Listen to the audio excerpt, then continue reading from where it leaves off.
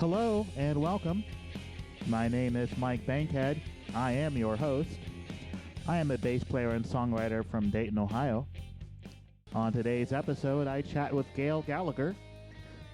Gail is a songwriter, artist, educator, and all-around ebullient human being from the great city of Chicago, Illinois. I really enjoy this chat with her on the You Could Be My Aramis podcast. I'm trying to work on making that as dramatic as possible, and I don't know if I'm succeeding. Maybe you guys can give me some feedback on that. Here's our conversation. So, hi, Gail. Hello. Oh, you went right into like professional podcaster voice. Here's the deal: is I have learned after I started hosting that I will start to be the host even when I'm the guest. So I'm sorry. That could actually make for an interesting dynamic. So if that happens, don't stop yourself. Just remember cool. that I'm here to talk about you. Yes. I will market myself plenty on this podcast, and today is not the day for that. So, Gail, you're from Chicago, and I met you at a music conference in person. Do you remember that? Yeah, I do remember that. We met at the CD Baby DIY conference in Austin, Texas in the before times of 2019. And it was a meetup of folks who followed Cheryl B. Engelhardt, and we all got beer, and it was wonderful. And I probably got very philosophical very fast. And yeah, it was cool. And then we met up through the Amplify community as that started up during the pandemic. We had this. So in the Amplify community, as we were in the shutdown times, there was a point where we were meeting every day of every weekday, and it was kind of like summer camp. Except with a bunch of musicians trying to figure out their stuff during a pandemic. And it was a really cool moment. So, yeah. I didn't quite make it in for the daily meetings. It had scaled back to weekly by the time I joined. But yeah, that's your description of it is better than mine. By the way, what could be more Midwestern than a bunch of people hanging out drinking beer? Right. I mean, is that specifically a Midwestern thing? Not specifically, but I believe that we at the Midwest are known for a few things, and Midwest Nice is one of them. Saying "oop" is another one. Yeah. And drinking beer is another one. Yeah, for sure. And I will say, I live in Chicago, but I am all sorts of Midwestern. I'm from Iowa originally, and I went to college in Nebraska. So I'm You've done the rounds. I've done the rounds. I like Chicago the best because you get your city vibes, but then you also there's that Midwestern tone. Like I'll go to the East Coast and New York is a lot. Yeah, I tell people if they haven't been to Chicago, it's like New York but filled with people like me. Like Midwestern big city. It's a good thing. I like it. Yeah, no, exactly. No, I that's what I appreciate about Chicago. But yeah, so we met at the CD Baby conference. Yeah, then the world opened up, or then the world closed down, and here we are. So yeah, a little bit about me.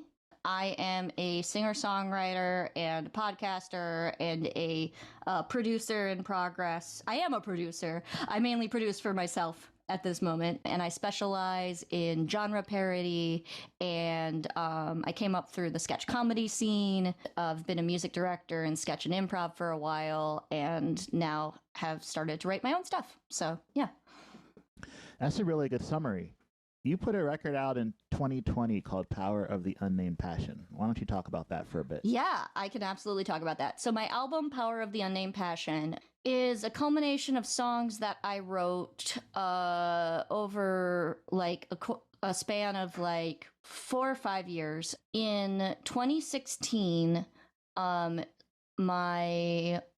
mom passed in August of 2016. She had cancer for about 10 years, and it was always like something that was like, in the back of my mind that would happen, and then it happened. And so like all of the feelings, all of the growth, all of the things happened.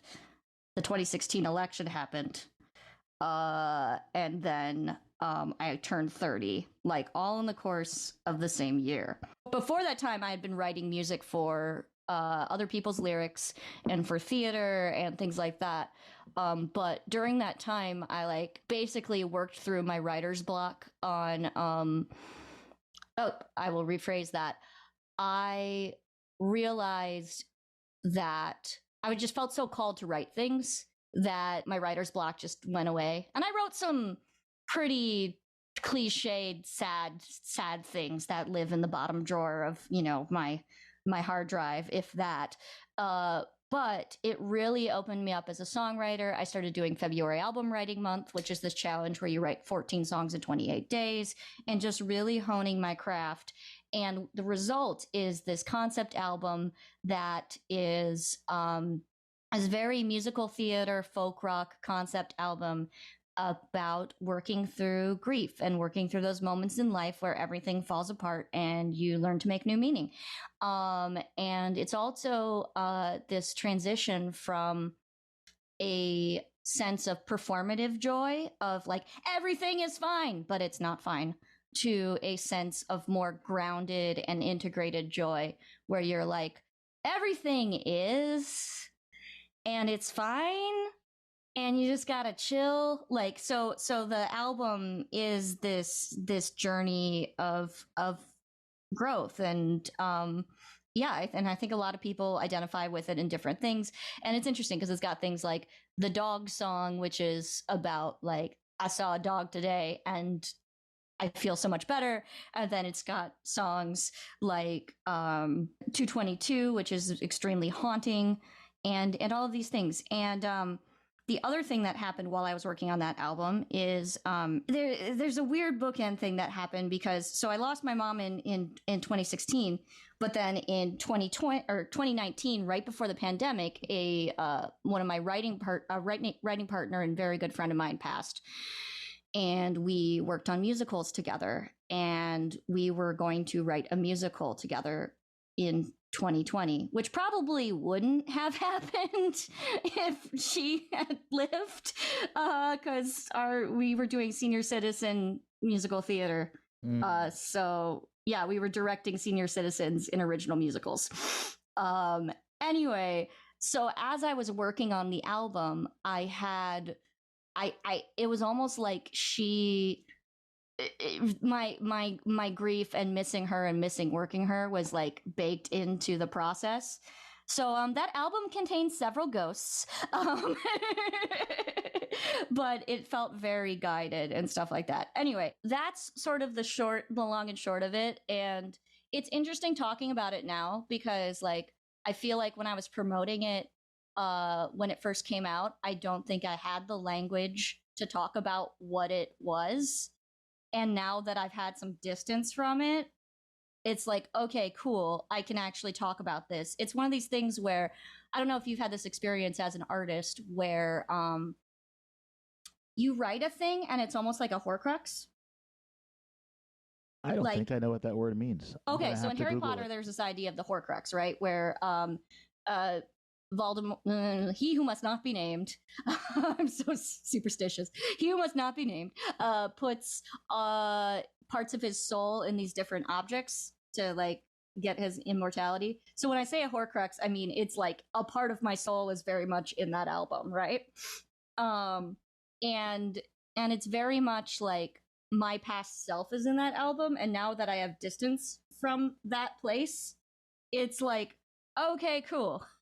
Like, it is very much over there, and I'm over here, and I'm in a different place, if that makes sense. It does. Does that make it hard for you to listen to?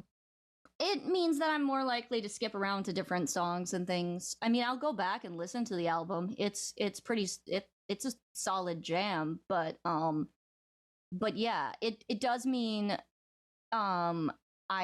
so in the height of the pandemic, as I was trying to figure out what to do next, like the vision I had for this album was making a one-woman show out of it. But then in the process of trying to write the script around the one woman show, it was just digging up a bunch of wounds. And I was like, I don't know about all that. Because I want to make my peace with it. So that was an interesting discovery. So that was Power of the Unnamed Passion. And then, we can get into like what's happening artistically now. We will. I was going to ask you first if the one woman show idea is over because that album's over, or if you might resurrect that for a future artistic project. It depends. I would like to at some point perform the full album in its entirety, and I've done that. I did that for the release party. And it would be cool to perform that album with a band, but the whole one woman show as is, like, I don't know if you necessarily need to be like, and this is what the song is about, right? And here is the song, like, I don't want to do something that puts me back in that place, without either a more distance from it. I have played with, ideas of like, what if I split the songs into different characters? Like, I've thought about that.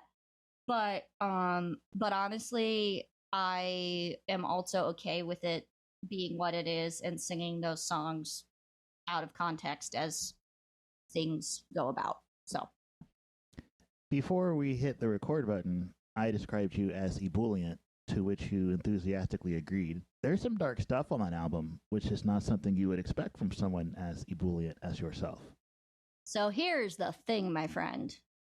Here's the thing. Part of the dark stuff is also part of my brand, because here's the thing. I firmly believe joy comes from going through the hard stuff. And I almost feel not offended, but I have this sense of like, oh, sunshine. I am joyful because I've been through it. And that's also the journey of the album.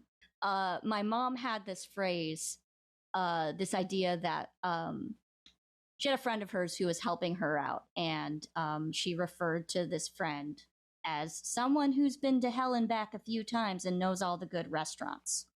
So, like, that, I feel like part of what I do as an artist is like, say like, yes, we're going to go to the dark stuff, but there is that joyful undertone underneath. And I think it's important to be real with the feelings, because there's also songs on that album that represent like what happens when you're not being real with the feelings, right?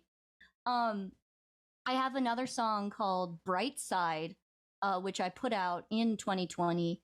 And it was as I was working through, I sort of deconstructed from toxic positivity in 2020 and basically started realizing what things I had internalized that were toxic positivity. Because yes, I am a positive person, but there's a line between staying positive and gaslighting yourself. And so my song Bright Side has this chorus of like, it's okay to look on the bright side. It's also okay to be sad. It's okay to feel all your feelings. It's okay to be mad. And then it's like, but it's not okay. And then I just ramble about all the problematic things. I think that might be my favorite of your songs, actually. Yeah. Yeah. Awesome. And we can, sidebar, we can absolutely like slip that in if you want to do a clip of it. So, yeah. A clip, or when we drop the whole thing? Well, a clip of it. And it's okay to look on the bright side. It's also okay to be sad. And it's okay to feel all your feelings. And it's okay to be mad. And yes, things can just work out sometimes, but you can't literally control the world with your mind. But it's fine to look on the bright side.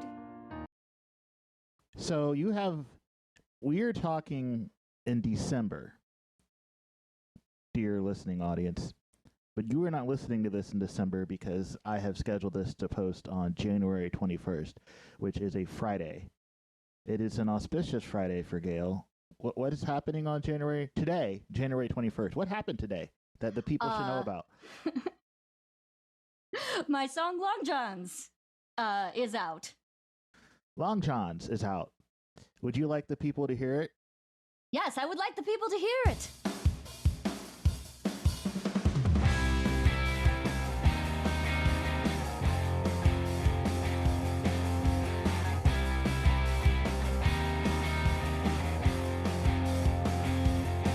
It's a Wednesday afternoon, and it's time to go for a walk. Time to stretch my legs, get away from the Facebook feed. I ask my husband how cold it is. He says it's 15 degrees.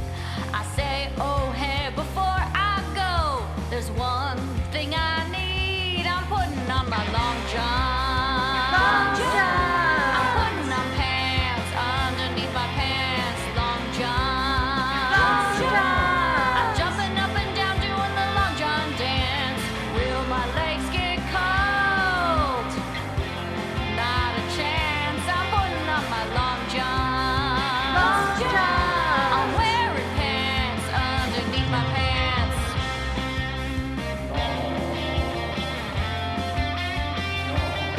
Oh, I'm walking through the neighborhood and I'm bundled up nice and toasty.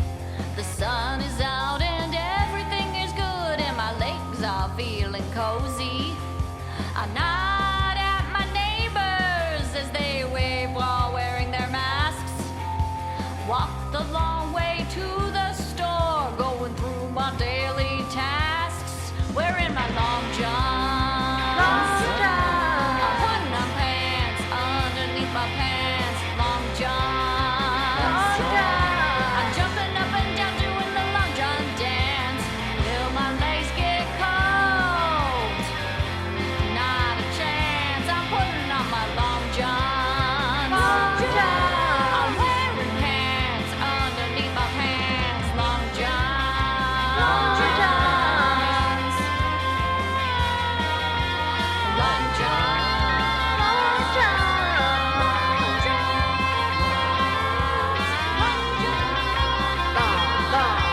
Long johns.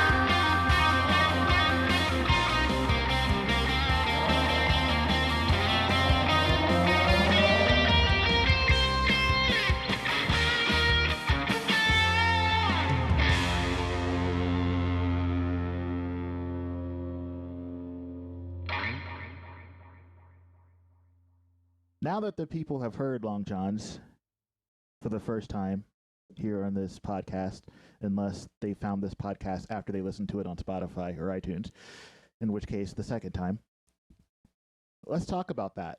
Tell me about how you wrote it, how you produced it, basically anything that you feel like you need to say about Long John's and how comfortable right, they are here in the we Chicago go. winter. Yeah, so I wrote Long Johns during February album writing month of 2021. So again, that's the thing where I write 14 songs in 28 days. And it is based off of a inside joke I have with my husband where like I would go to put on long underwear during like a cold day and I'd As just you be do. like, as one does, and I'd be like, putting on my long johns, and then Sam would go, long johns, and I'd go, putting on pants underneath my pants, and then he'd go, long johns, and it was like a B-52 style call and response inside joke that we did because you're going insane during quarantine, as one does, so I made it a song, and I had Sam on the backup vocals, and then at Thanksgiving, I showed a bounce to people, and my friend Ariel was over, and she started singing a harmony, and I was like, "You wanna go record this?" And so I added her parts on Thanksgiving, and then the guitar and the drums and the bass and the synth. There was originally tracks by me, but they got filled out by my coworker and awesome human Dalton Howland, who also played guitar on Power of the Unnamed Passion.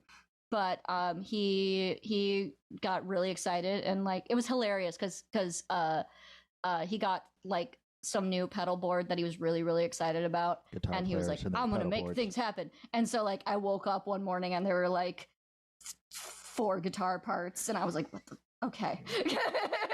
And like 2 synth parts. And he was like, here you go. And I was like, okay. And it just sounded amazing. And then he's been like mentoring me on the mix. I'm taking Chris Bradley's home studio boss course. And I'm really diving into production right now, and so like my goal is to put out a bunch of songs that test my skills and sort of live in that more genre parody place for a bit, so that I can play with different genres and producing for different genres. So yeah, that is the deal with Long Johns, and it's just real silly. And if your listeners are on TikTok, I would absolutely love it because it's on TikTok too. To if you want to do a song of you doing your best winter bundled up dance and put it on TikTok, that'd be amazing, actually. You heard it here first, people. If you are on TikTok, go make one of those dances to Long Johns. Yeah. Or Instagram Reels, whatever you're into. So the thing about TikTok, as near as I can tell, is it's like all short form games. And I think I understand TikTok not because I'm young and hip, because I'm 34, but because I have been in the improv world, and it definitely has that kind of vibe. It's very much a culture of yes and it's a culture of creativity and like taking sounds and making them your own and like figuring out all the bits and jokes that you can do with it. So I think I like TikTok because there is a constant creative element to it, and there's a formula to it. And it's cool when you can find with your songs like different ways people can like make videos with them and all this other stuff. There's a whole conversation about like how things go viral and blah blah blah blah blah, and like I think that's frankly exhausting. But the heart of TikTok is all of these games and yes ending and performative memes. It's like memes meets sketch culture and improv culture. So I think that's what's exciting about TikTok. So here comes the cliche question that musicians hate. What's next? What is next? So Long Johns is coming out, and then I've got a No. couple... Long Johns is out. Long Johns is out. We're in the future. Today is January 21st. Yes, thank you. So Long Johns is out, and then my plan for the year is to continue to put stuff out. I'm going into February album writing month, so I'm going to be making new things. And so there will be 14 additional songs, some of which I will share with my Patreon before they get, if they see the world outside of my Patreon, we will see. But what I tend to do is share my demos with my Patreon and then release things if they make it to the next step. Because as a musician, you write a bunch of things, but then you pick out what actually gets more time and attention. Yep. So I'm doing that. And I have my podcast, which is Faith in What Resonates. And that is where I interview people about the intersection of spirituality and faith and music and the ways we make meaning in the world. Those episodes are coming out on alternating Wednesdays.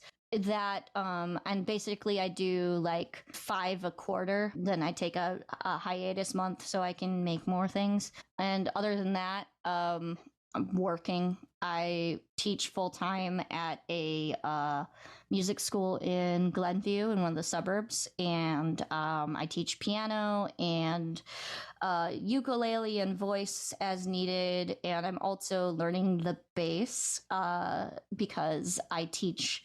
I have 2 baby bands that I teach. By baby bands, I mean one band consists of a bunch of 8-year-olds and the other band consists of a bunch of 10-year-olds.